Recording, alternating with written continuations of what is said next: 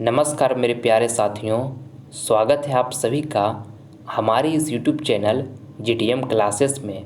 दोस्तों, आज की इस वीडियो में आपसे हम मिक्स टेस्ट लेंगे, जिसमें आपको विज्ञान, सामाजिक विज्ञान, हिंदी, संस्कृत और गणित ये पांचों सब्जेक्ट से 40 ऑब्जेक्टिव क्वेश्चन होगा, जो आपके फाइनल बोर्ड परीक्षा के लिए दोस्तों ललन टॉप प्रश्न है। ठीक है, इस टेस्ट के माध्यम से दोस्तों आप अपनी तैयारी को जांचिए कि 40 में से कितना प्रश्न का हम जवाब बिल्कुल सही देते हैं। ठीक है, अब पहले सारा प्रश्न को आपको आंसर खुद से गेस करना है। ठीक है, इसके बाद ही आप हमारे आंसर को देखिएगा। अब वीडियो के अंत में कमेंट बॉक्स में करके बताइएगा कि 40 प्रश्न में से दोस्तों कितना प्रश्न का जवाब बिल्कुल आप सही दिए। ठीक है, तो आइए हम बिना टाइम वेस्ट किए हुए टेस्ट को स्टार्ट करते हैं। टेस्ट में आप अंत तक बने रहिएगा। आज का टेस्ट काफ़ी ही इंटरेस्टिंग होने वाला है। आपके सामने पहला प्रश्न, वायुमंडल में प्रकाश के किस वर्ण का प्रकीर्णन अधिक होता है? ऑप्शन ए में लिखा हुआ है लाल, बी में लिखा है नीला, सी में लिखा है पीला और डी में लिखा है नारंगी। ये प्रश्न में आपको यहाँ से बताना है दोस्तों कि वायुमंडल में प्रकाश के किस वर्ण का प्रकीर्णन अधिक होता है। तो नीला रंग का प्रकीर्णन दोस्तों अधिक होता है। ठीक है, ऑप्शन नंबर यहाँ पे बी जो होगा हमारा बिल्कुल राइट आंसर हो जाएगा। और इसी के कारण दोस्तों आकाश नीला दिखाई देता है। ठीक है, ये भी आपको साथ में याद रखना है। आइए अगला प्रश्न हम देख लेते हैं। दूसरा नंबर, इसमें आपको बताना है कि कौन सा लेंस अपसारी लेंस भी कहलाता है। काफ़ी महत्वपूर्ण प्रश्न है आपके फाइनल बोर्ड परीक्षा के लिए। ऑप्शन ए में लिखा हुआ है अवतल लेंस, बी में लिखा है उत्तल लेंस और सी में लिखा है अवतल एवं उत्तल लेंस दोनों और डी में लिखा है इनमें से कोई नहीं। तो आपको बताना है दोस्तों कि कौन सा लेंस अपसारी लेंस भी कहलाता है।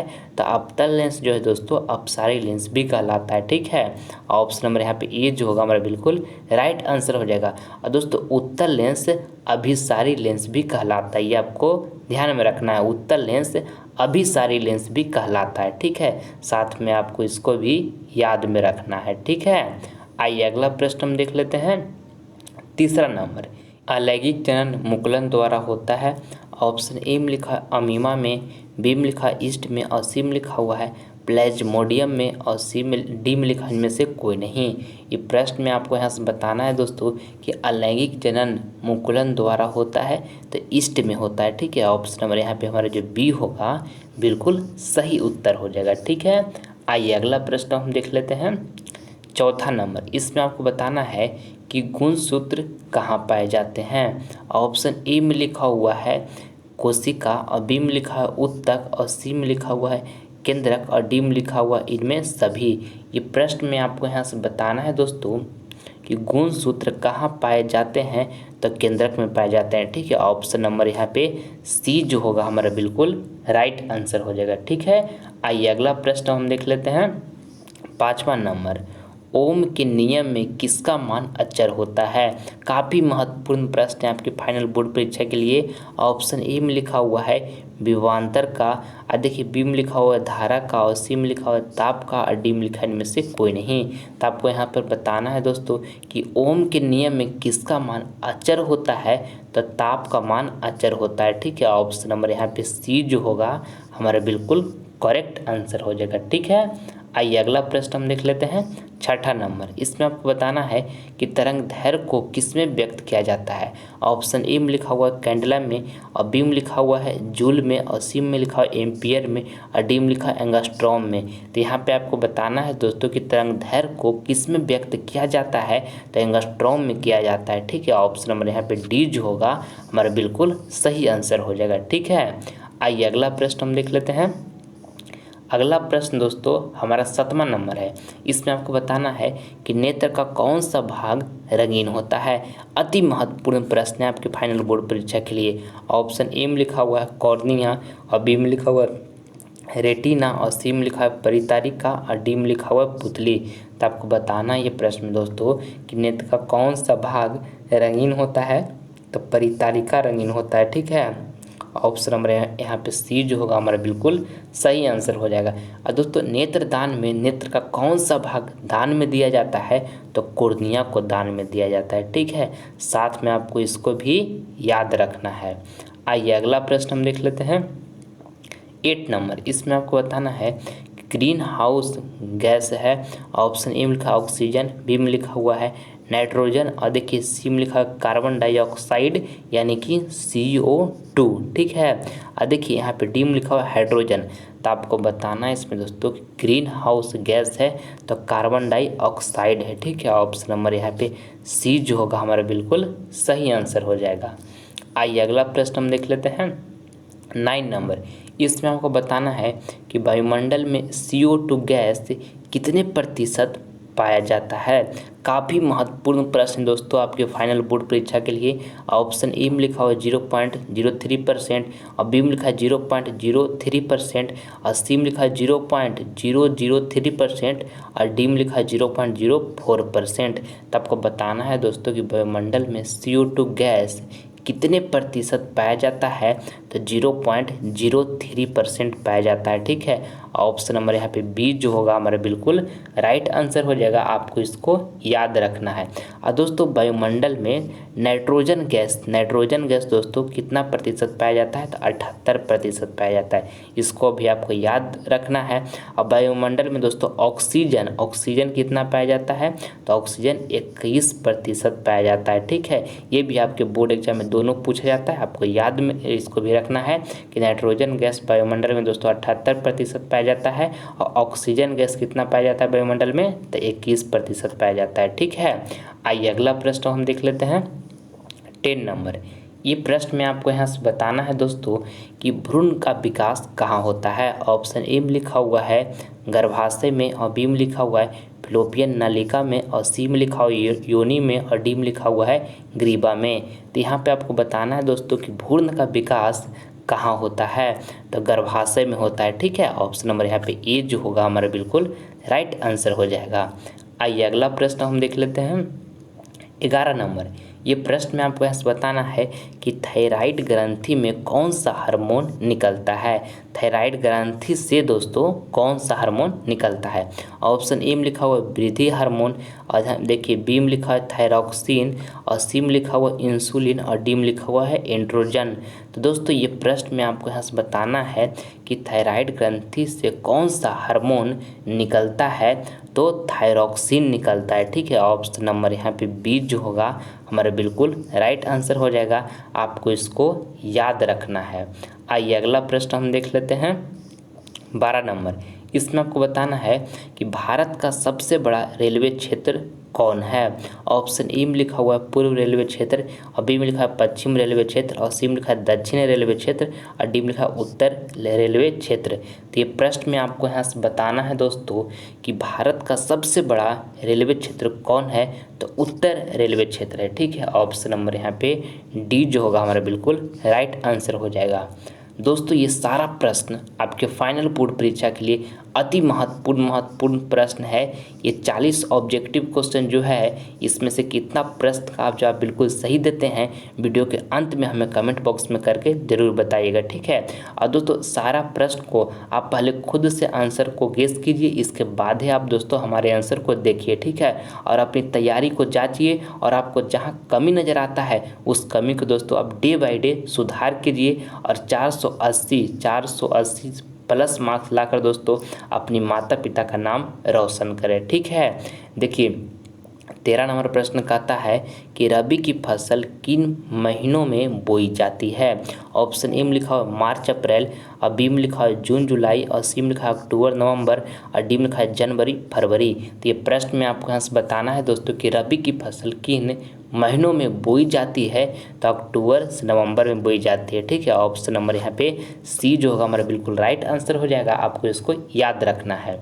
आइए अगला प्रश्न हम देख लेते हैं 14 नंबर। इसमें आपको बताना है कि निम्न में से कौन जीव केवल भारत में पाया जाता है। ऑप्शन ए में लिखा है मगरमच्छ, और बी में लिखा हुआ है व्हेल, और सी में लिखा है कछुआ, डी में लिखा है डॉल्फिन। तो ये प्रश्न में आपको यहाँ से बताना है दोस्तों कि निम्न में से दोस्तों कौन जीव जो है केवल भारत में पाया जाता है। तो डॉल्फिन जो है दोस्तों केवल भारत में पाया जाता है, ठीक है। आपको इसको याद रखना है। ऑप्शन नंबर डी जो होगा हमारा यहाँ पे बिल्कुल राइट आंसर हो जाएगा। आइए अगला प्रश्न हम देखते हैं 15 नंबर। उपभोक्ता अधिकार दिवस कब मनाया जाता है? काफ़ी महत्वपूर्ण प्रश्न है आपके फाइनल बोर्ड परीक्षा के लिए। ऑप्शन ए में लिखा है 17 मार्च, और बी में लिखा है 15 मार्च, और सी में लिखा हुआ है 19 अप्रैल, और डी में लिखा है 22 अप्रैल। तो ये प्रश्न में आपको बताना है दोस्तों कि उपभोक्ता अधिकार दिवस कब मनाया जाता है? तब 15 मार्च को मनाया जाता है। ठीक है, ऑप्शन नंबर यहाँ पे बी जो होगा हमारा बिल्कुल राइट आंसर हो जाएगा। आपको इसको अच्छे तरीके से याद रखना है। ठीक है, आइए अगला प्रश्न हम देख लेते हैं। 16 नंबर, यहाँ पे आपको बताना है कि काबर झील कहाँ स्थित है? ऑप्शन ए में लिखा है दरभंगा, और बी में लिखा है भागलपुर, और सी में लिखा हुआ है बेगूसराय, और डी में लिखा है मुजफ्फरपुर। तो यहाँ पे आपको बताना है दोस्तों कि काबर झील कहाँ स्थित है? तो बेगूसराय में स्थित है। ठीक है, ऑप्शन नंबर यहाँ पे सी जो होगा हमारा बिल्कुल राइट आंसर हो जाएगा। आइए अगला प्रश्न हम देख लेते हैं। 17 नंबर, इसमें आपको बताना है कि ककोलत जलप्रपात बिहार के किस जिले में स्थित है? ऑप्शन ए में लिखा है मुंगेर, बी में लिखा है नालंदा, और सी में लिखा है पटना, और डी में लिखा है नवादा। तो यहाँ पे आपको ये प्रश्न में बताना है दोस्तों कि ककोलत जलप्रपात बिहार के किस जिले में स्थित है? तो नवादा जिले में स्थित है। ठीक है, ऑप्शन नंबर यहाँ पे डी जो होगा हमारा बिल्कुल राइट आंसर हो जाएगा। आइए अगला प्रश्न हम देखते हैं। 18 नंबर, इसमें आपको बताना है कि काटी तापीय विद्युत परियोजना किस जिला में स्थापित है? ऑप्शन ए में लिखा है सिवान, और बी में लिखा है पूर्वी चंपारण, और सी में लिखा हुआ है पूर्णिया, और डी में लिखा है मुजफ्फरपुर। तो यहाँ पे आपको बताना है ये प्रश्न में दोस्तों कि काटी तापीय विद्युत परियोजना किस जिला में स्थापित है? तो मुजफ्फरपुर में। ठीक है, ऑप्शन नंबर यहाँ पे डी जो होगा हमारा बिल्कुल राइट आंसर हो जाएगा। ठीक, आइए अगला प्रश्न हम देख लेते हैं। 19 नंबर, इसमें आपको बताना है कि भारत के किस राज्य की प्रति व्यक्ति आय कम है? हलवा प्रश्न है दोस्तों, जल्दी से इसका कमेंट बॉक्स में जवाब दीजिए, जल्दी से बचाइए, जल्दी से बताइए इसका आंसर क्या होगा। आपसे पूछा जा रहा है कि भारत में किस राज्य की प्रति व्यक्ति आय कम है? ऑप्शन ए में लिखा हुआ बिहार, और बी में लिखा हुआ गोवा, और सी में लिखा है दिल्ली, और डी में लिखा हुआ मुंबई। तो दोस्तों भारत में जो है किस राज्य की प्रति व्यक्ति आय कम है? तो बिहार की है। ठीक है, ऑप्शन नंबर यहाँ पे ये जो होगा राइट आंसर हो जाएगा। और भारत में किस राज्य की प्रति व्यक्ति आय अधिक है? तो गोवा का अधिक है। इसको भी आपको साथ में याद रखना है। आइए अगला प्रश्न हम देख लेते हैं। 20 नंबर, इसमें आपको बताना है कि भारत में वित्तीय वर्ष कहा जाता है। ऑप्शन ए में लिखा है 1 जनवरी से 31 दिसंबर तक, और बी में लिखा है 1 जुलाई से 30 जून तक, और सी में लिखा है 1 अप्रैल से 31 मार्च तक, और यहाँ डी में लिखा है 1 सितंबर से 31 अगस्त तक।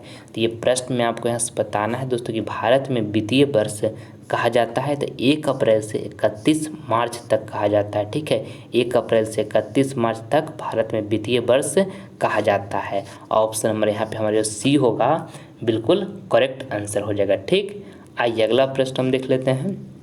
21 नंबर, और दोस्तों अगर जो आप अभी तक हमारे चैनल को सब्सक्राइब नहीं किए हैं तो प्लीज़ आप हमारे चैनल को सब्सक्राइब कर लें, क्योंकि दोस्तों एक वीडियो बनाने के लिए हमको काफ़ी मेहनत करना पड़ता है। आप केवल वीडियो देख लेते हैं और हमारे वीडियो को ना तो आप लाइक करते हैं दोस्तों, और ना तो इस वीडियो को अपने दोस्तों में शेयर करते हैं, ना तो आप हमारे चैनल को सब्सक्राइब करते हैं। ठीक है, इसलिए दोस्तों केवल वीडियो देख कर आप छोड़िए नहीं, प्लीज़ इस वीडियो को लाइक भी करें, अपने दोस्तों में शेयर भी करें, और आप हमारे चैनल को सब्सक्राइब भी करें। ठीक है, ताकि इससे आने वाला वीडियो जो नोटिफिकेशन होगा वो सबसे पहले आपको मिलेगा। ठीक है, और पूरी मन से और लगन के साथ पढ़ाई कीजिए। आपके पास समय जितना भी बचा हुआ है वो पूरा जुनून जोश झोंक दीजिए, और 480 प्लस मार्क्स लाकर अपनी माता पिता का सपना पूरा करना है दोस्तों। ठीक है, हर इंसान को दोस्तों जो आपको आज तक गलत समझते आया है उसे प्रूव करके दिखा देना है कि हम में कुछ दम है। ठीक है, देखिए 21 नंबर प्रश्न कहता है भारत में उपभोक्ता संरक्षण कानून कब लागू हुआ? ऑप्शन ए में लिखा हुआ है 1984, बी में लिखा हुआ 1986, और सी में लिखा 1968, और यहाँ पे डी में लिखा हुआ 1976। तो आपको बताना है दोस्तों कि भारत में उपभोक्ता संरक्षण कानून कब लागू हुआ? तो 1986 में लागू हुआ। ठीक है, आपको इसको याद रखना है। ऑप्शन नंबर यहाँ पे बी जो होगा हमारा बिल्कुल सही आंसर हो जाएगा। ठीक है, आइए अगला प्रश्न हम देख लेते हैं। 22 नंबर, यहाँ पे आपको बताना है कि प्लास्टिक मुद्रा का एक उदाहरण है। ऑप्शन ए में लिखा है चेक और बी में लिखा हुआ है बैंक ड्राफ्ट और देखिए सी में लिखा है एटीएम कार्ड और डी में लिखा हुआ है मिश्रित मुद्रा। तो ये प्रश्न में आपको यहाँ से बताना है दोस्तों कि प्लास्टिक मुद्रा का एक उदाहरण है तो एटीएम कार्ड है। ठीक है, ऑप्शन नंबर यहाँ पे सी जो होगा हमारा बिल्कुल सही आंसर हो जाएगा। ठीक है, आइए अगला प्रश्न हम देख लेते हैं। 23 नंबर, धरती कब तक घूमेगी शीर्षक कहानी का कहानीकार कौन है। ऑप्शन ए में लिखा हुआ है श्रीनिवास और बी में लिखा हुआ है सुजाता और सी में लिखा है सावरदैया और डी में लिखा है सात कौड़ी होता। तो ये प्रश्न में आपको यहाँ से बताना है दोस्तों कि धरती कब तक घूमेगी शीर्षक कहानी का कहानीकार कौन है तो सावरदैया है। ठीक है, ऑप्शन नंबर यहाँ पे सी जो होगा हमारा बिल्कुल करेक्ट आंसर हो जाएगा। आइए अगला प्रश्न हम देख लेते हैं। 24 नंबर, लक्ष्मण कहाँ नौकरी कर रहा था। ऑप्शन ए में लिखा हुआ है कोलकाता में और बी में लिखा है लखनऊ में और सी में लिखा है सूरत में और डी में लिखा है पटना में। दोस्तों पहले ये प्रश्न को जल्दी से कमेंट बॉक्स में आंसर छापिए। ठीक है, ऐसे काम नहीं चलेगा। ठीक है, जल्दी से इसका जवाब दीजिए, काफ़ी आसान प्रश्न है, तभी ना आपको पता चलेगा कि हम कितना पढ़ाई करते हैं। जल्दी से जवाब दीजिए कमेंट बॉक्स में इसका क्या आंसर होगा। आपको बताना है कि लक्ष्मण कहाँ नौकरी कर रहा था तो कोलकाता में कर रहा था। ठीक है, ऑप्शन नंबर यहाँ पे ए जो होगा हमारा बिल्कुल करेक्ट आंसर हो जाएगा। ठीक है, आइए अगला प्रश्न हम देख लेते हैं। 25 नंबर, इसमें आपको बताना है कि मैक्स मुलर का जन्म कब हुआ था। ऑप्शन ए में लिखा 1823 ईस्वी में और बी में लिखा 1824 ईस्वी में और सी में लिखा हुआ 1825 ईस्वी में और डी में लिखा 1826 ईस्वी में। तो आपको बताना है यहाँ पे दोस्तों कि मैक्स मुलर का जन्म कब हुआ था तो 1823 ईस्वी में मैक्स मुलर का जन्म हुआ था। ठीक है, ऑप्शन नंबर ए जो होगा हमारा यहाँ पे बिल्कुल राइट आंसर हो जाएगा, आपको इसको याद कर लेना है। आइए अगला प्रश्न हम देख लेते हैं। 26 नंबर, इसमें आपको बताना है दोस्तों कि छात्र शब्द का स्त्रीलिंग रूप क्या है। ऑप्शन ए में लिखा हुआ है छात्री और बी में लिखा हुआ है छात्रीय और सी में लिखा हुआ है छात्रानी और डी में लिखा हुआ है छात्रा। तो दोस्तों देखिए अगर जो आप बॉय हैं तो आपको क्या कहा जाएगा, छात्र कहा जाएगा, और अगर जो आप गर्ल हैं तो आपको छात्रा कहा जाएगा। तो आपको क्या बताना है कि छात्र शब्द का स्त्रीलिंग रूप क्या है तो छात्रा हो जाएगा। ऑप्शन नंबर यहाँ पे जो हमारा डी होगा बिल्कुल राइट आंसर हो जाएगा। आइए अगला प्रश्न हम देख लेते हैं। 27 नंबर, दिन दूना रात चौगुना मुहावरे का सही अर्थ क्या है। ऑप्शन ए में लिखा हुआ है दिन रात परिश्रम करना और बी में लिखा हुआ है हानि होना, सी में लिखा है दिन रात सोना और डी में लिखा है खूब उन्नति करना। तो यहाँ पे आपको बताना है दोस्तों कि दिन दूना रात चौगुना मुहावरे का सही अर्थ क्या है तो खूब उन्नति करना। ठीक है, ऑप्शन नंबर यहाँ पे डी जो होगा हमारा बिल्कुल सही आंसर हो जाएगा। ठीक, आइए अगला प्रश्न हम देख लेते हैं। 28 नंबर, क का उच्चारण स्थान क्या है। ऑप्शन ए में लिखा हुआ है ओष्ठ, बी में लिखा है तालु और सी में लिखा है मूर्धा और डी में लिखा है कंठ। काफ़ी महत्वपूर्ण प्रश्न है दोस्तों आपके फाइनल बोर्ड परीक्षा के लिए। आपको बताना है कि क का उच्चारण स्थान क्या है तो कंठ है। ठीक है, ऑप्शन नंबर यहाँ पे डी जो होगा हमारा बिल्कुल राइट आंसर हो जाएगा। जैसे आप बोलिएगा ग तो क्या कंठ से इसका उच्चारण हो रहा है ना, तो हमारा इसका राइट आंसर क्या हो जाएगा कंठ, ऑप्शन नंबर डी। आइए अगला प्रश्न हम देख लेते हैं।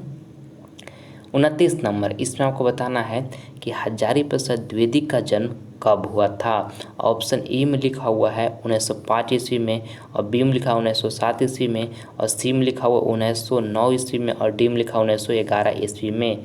तो ये प्रश्न में आपको यहाँ से बताना है दोस्तों कि हजारी प्रसाद द्विवेदी का जन्म कब हुआ तो 1907 ईस्वी में दोस्तों हजारी प्रसाद द्विवेदी का जन्म हुआ। ठीक है, ऑप्शन नंबर यहाँ पे बी हमारा बिल्कुल सही आंसर हो जाएगा। आइए अगला प्रश्न हम देखते हैं। 30 नंबर, यहाँ पे आपको बताना है कि भारत में किस महान परंपरा को सुनाया जाता है। ऑप्शन ए में लिखा हुआ है शास्त्रों को और बी में लिखा हुआ है शास्त्र को और सी में लिखा है लोभ को और डी में लिखा हुआ है कलह को।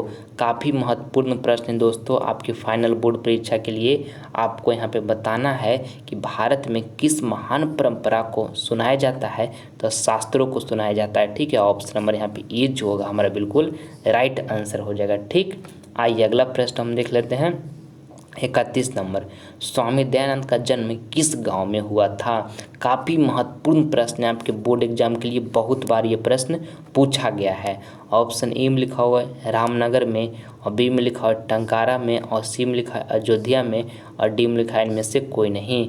तो आपको बताना है दोस्तों कि स्वामी दयानंद का जन्म किस गांव में हुआ था? तो टंकारा में हुआ था। ठीक है, ऑप्शन नंबर यहाँ पे बी जो होगा हमारा बिल्कुल राइट आंसर हो जाएगा। और टंकारा दोस्तों किस राज्य में है? तो गुजरात में दोस्तों टंकारा है। ठीक है, ये भी आपको साथ में याद रखना है। देखिए 32 नंबर प्रश्न कहता है कि भारतीय संस्कार कुल कितना है? ये प्रश्न दोस्तों आपके फाइनल बोर्ड परीक्षा में 10 बार से भी ज़्यादा बार पूछा गया है। ठीक है, इसको घोल कर आप पी जाइए। ऑप्शन ए में लिखा हुआ है 15, और बी में लिखा है 16, और सी में लिखा है 18, और डी में लिखा हुआ है 20। आपको बताना है कि भारतीय संस्कार कुल कितना है? तो 16 है। ठीक है, ऑप्शन नंबर यहाँ पे हम बी जो होगा हमारा बिल्कुल राइट आंसर हो जाएगा। आइए अगला प्रश्न हम देख लेते हैं। 33 नंबर, पटना शब्द की उत्पत्ति किस शब्द से हुआ है? ऑप्शन ए में लिखा हुआ है पाटल, और बी में लिखा हुआ है पतन, और सी में लिखा हुआ है पटल, और डी में लिखा है इनमें से कोई नहीं। तो आपको बताना है दोस्तों ये प्रश्न में कि पटना शब्द की उत्पत्ति किस शब्द से हुआ है? तो पतन से हुआ है। ठीक है, ऑप्शन नंबर यहाँ पे बी जो होगा हमारा बिल्कुल सही आंसर हो जाएगा। ठीक, आइए अगला प्रश्न हम देख लेते हैं। 34 नंबर, प्राणी के हृदय रूपी गुफा में कौन विद्यमान है? ऑप्शन ए में लिखा हुआ है आत्मा, बी में लिखा हुआ है शरीर, और सी में लिखा हुआ है देव, और डी में लिखा हुआ है राक्षस। तो ये प्रश्न में आपको यहाँ से बताना है दोस्तों कि प्राणी के हृदय रूपी गुफा में कौन विद्यमान है? तो आत्मा विद्यमान है। ठीक है, ऑप्शन नंबर यहाँ पे ए जो होगा हमारा बिल्कुल राइट आंसर हो जाएगा। आइए अगला प्रश्न हम देख लेते हैं। 35 नंबर, सारे प्रश्न को दोस्तों आप पहले खुद से सोचिए, इसके बाद ही आप हमारे आंसर को देखिए, और वीडियो को अंत में हमें आप कमेंट बॉक्स में करके बताइएगा कि 40 में से कितना प्रश्न का जवाब बिल्कुल सही दिए हैं। ईमानदारी पूर्वक से आप बताइएगा। ठीक है, देखिए 35 नंबर प्रश्न कहता है कि मंगलम पाठ में किसके सिद्धांत का वर्णन है? ऑप्शन ए में लिखा हुआ है काव्य दर्शन का, और बी में लिखा है दर्शन शास्त्र का, और सी में लिखा हुआ है वेद का, और डी में लिखा हुआ है पुराण का। तो ये प्रश्न में आपको यहाँ से बताना है दोस्तों कि मंगलम पाठ में किसके सिद्धांत का वर्णन है?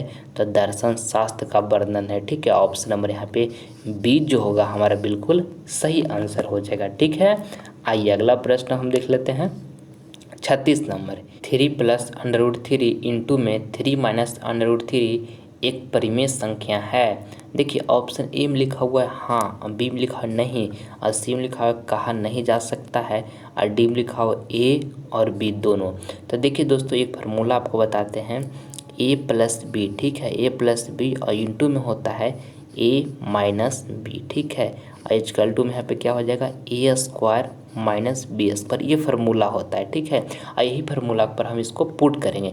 मान लीजिए कि यहाँ पे 3 लिखा हुआ है जो हमारा ए है, और √3 जो लिखा हुआ है हमारा बी है। ठीक है, तो यहाँ से देखिए ए हम कितना माने हैं, ए हमारा कितना है 3 जो लिखा हुआ है हमारा ए है, तो यहाँ पे हम 3 का स्क्वायर कर लेंगे, क्योंकि ए का स्क्वायर है तो यहाँ पे 3 का स्क्वायर करेंगे। अब बी कितना है √3 है, तो यहाँ पर देखिए बी का स्क्वायर है, तो यहाँ पर भी √3 का स्क्वायर इस तरह से कर लेंगे, कोई दिक्कत। अब देखिए यहाँ 3 का स्क्वायर कीजिएगा तो कितना हो जाएगा 9 हो जाएगा। यहाँ देखिए अंडर स्क्वायर कैंसिल हो जाएगा, तो यहाँ पे कितना बचेगा 3, और 9 माइनस 3 कीजिएगा दोस्तों तो कितना आ जाएगा 6 आ जाएगा। और 6 दोस्तों क्या एक परिमेय संख्या है, क्योंकि 6 को हम P/Q के रूप में लिख सकते हैं, तो 6 हमारा परिमेय संख्या है। आपसे पूछा गया था कि एक परिमेय संख्या है ये जो दिया हुआ है, तो हाँ परिमेय संख्या है। ऑप्शन नंबर यहाँ पे ए जो होगा हमारा बिल्कुल राइट आंसर हो जाएगा। ठीक है, आइए अगला प्रश्न हम देख लेते हैं। 37 नंबर लिखा है 3x² प्लस में 2x माइनस 1 इक्वल टू 0 का विवेचक है। अति महत्वपूर्ण प्रश्न है आपके फाइनल बोर्ड परीक्षा के लिए, आपको विवेचक यहाँ से निकालना है दोस्तों। अब विवेचक बराबर एक फार्मूला क्या होता है, तो b² माइनस 4ac होता है। ठीक है, और देखिए x² के साथ जो कोफिशिएंट होता है दोस्तों वो हमारा a होता है, और x के साथ जो कोफिशिएंट होता है वो b होता है, और जो कांस्टेंट में होता है दोस्तों वो c होता है। ठीक है, तो देखिए b है यहाँ पर कितना 2 है, तो यहाँ पे हम 2 का स्क्वायर कर लेते हैं इस तरह से, और माइनस लिख लेंगे, और यहाँ पे 4 लिखा होता है, 4 लिख लेंगे। ए कितना है 3 है, तो यहाँ पे हम 3 लिख लिए, ठीक है। और इंटू में देखिए सी कितना है -1 है, तो इसको हम छोटी कोष्ट में इस तरह से -1 लिख लेंगे। यहाँ पे 2 का स्क्वायर कीजिएगा तो कितना हो जाएगा 4, यहाँ से गुना कीजिएगा तो 4 × 12 और 12 और माइनस माइनस तो कितना हो जाएगा प्लस हो जाएगा, ठीक है। तो यहाँ पे हम प्लस लिख लिए, ठीक है। और 12 और 4 दोस्तों कितना हो जाएगा 16, यानी कि हमारा इसका राइट आंसर जो होगा दोस्तों वो कितना हो जाएगा 16, जो कि ऑप्शन नंबर यहाँ पे बी में दिया हुआ है। तो ऑप्शन नंबर बी यहाँ पे बिल्कुल हमारा राइट आंसर हो गया, ठीक है। आइए अगला प्रश्न हम देख लेते हैं। 38 नंबर, आंकड़े दिया हुआ है दोस्तों और इतना और कहा कि परिसर निकालें। तो देखिए परिसर निकालने के लिए जब भी आपको कहे तो एक फार्मूला होता है उच्च सीमा माइनस निम्न सीमा। उच्च सीमा बोले तो दोस्तों कि सबसे बड़ा संख्या आपको चूज करना है, तो सबसे बड़ा अंक इसमें कौन है 7 है, तो 7 लिख देंगे। और माइनस निम्न सीमा यानी कि सबसे छोटा अंक को चूज करना है, तो सबसे छोटा अंक कौन है इसमें 2 है, तो यहाँ पे 2 लिख लेंगे। और 7 - 2 करेंगे तो कितना हो जाएगा 5 हो जाएगा, ठीक है। तो जो कि ऑप्शन नंबर ए में दिया हुआ, तो ऑप्शन नंबर यहाँ पर बिल्कुल राइट आंसर हो जाएगा, ठीक है। आइए अगला प्रश्न हम देख लेते हैं। यदि थीटा = 30 डिग्री हो तो 2 cos 2 थीटा का मान ज्ञात करें। दोस्तों देखिए यहाँ पे थीटा = 30 डिग्री दिया हुआ है, तो 2 थीटा बराबर कितना हो जाएगा 2 थीटा बराबर 60 डिग्री हो जाएगा। थीटा बराबर दोस्तों 30 डिग्री था, तो 2 थीटा बराबर 60 डिग्री हो जाएगा, ठीक है। और देखिए यहाँ से लिखा हुआ 2 cos, और देखिए 2 थीटा यहाँ पे कितना 2 थीटा बराबर कितना है 60 डिग्री है, तो यहाँ पे हम कितना लिख देंगे 60 डिग्री लिख देंगे 2 थीटा के जगह पर, ठीक है। यहाँ पे 2 लिख लेंगे इंटू, और cos 60 डिग्री का दोस्तों वैल्यू कितना होता है तो 1/2 होता है, तो 1/2 लिख दिया। यहाँ से 2 से 2 कैंसिल हो जाएगा, तो हमारा कितना आ गया 1, यानी इसका राइट आंसर दोस्तों 1 होगा, जो कि ऑप्शन नंबर ए में दिया हुआ है, ठीक है। आइए अगला प्रश्न हम देख लेते हैं। 40 नंबर, ये दोस्तों हमारा अंतिम प्रश्न है। इसमें आपको बताना है कि निम्न में से मूल बिंदु के नियामक कौन है। ऑप्शन ए में लिखा हुआ 1,1, बी में लिखा हुआ -1,1, और सी में लिखा हुआ 0,0 और डी में लिखा है इनमें से कोई नहीं। तो दोस्तों निम्न में से मूल बिंदु का नियामक कौन है, तो 0,0 जो है दोस्तों ये मूल बिंदु का नियामक है। ऑप्शन नंबर सी जो होगा हमारे यहाँ पे बिल्कुल करेक्ट आंसर हो जाएगा, ठीक है। दोस्तों यहाँ पे आपको हम 40 अति महत्वपूर्ण ऑब्जेक्टिव क्वेश्चन बताएं जो आपके फाइनल बोर्ड परीक्षा के लिए काफ़ी महत्वपूर्ण प्रश्न था। 40 में से कितना प्रश्न का जवाब बिल्कुल सही दिए हैं, ईमानदारी पूर्वक से हमें कमेंट बॉक्स में करके बताइए, ताकि पता चल सके दोस्तों कि आपका तैयारी कितना हुआ है और कितना बाकी है, ठीक है। मैं उम्मीद करता हूँ कि वीडियो आपको पसंद आया होगा दोस्तों, तो प्लीज़ आप इसे लाइक करें, अपने दोस्तों में शेयर करें, और आप हमारे चैनल पर नए हैं तो आप इसे सब्सक्राइब कर लें, ताकि आने वाला वीडियो की नोटिफिकेशन सबसे पहले आपको मिले। मिलते हैं दोस्तों आपसे अगले वीडियो में, तब तक के लिए जय हिंद जय भारत।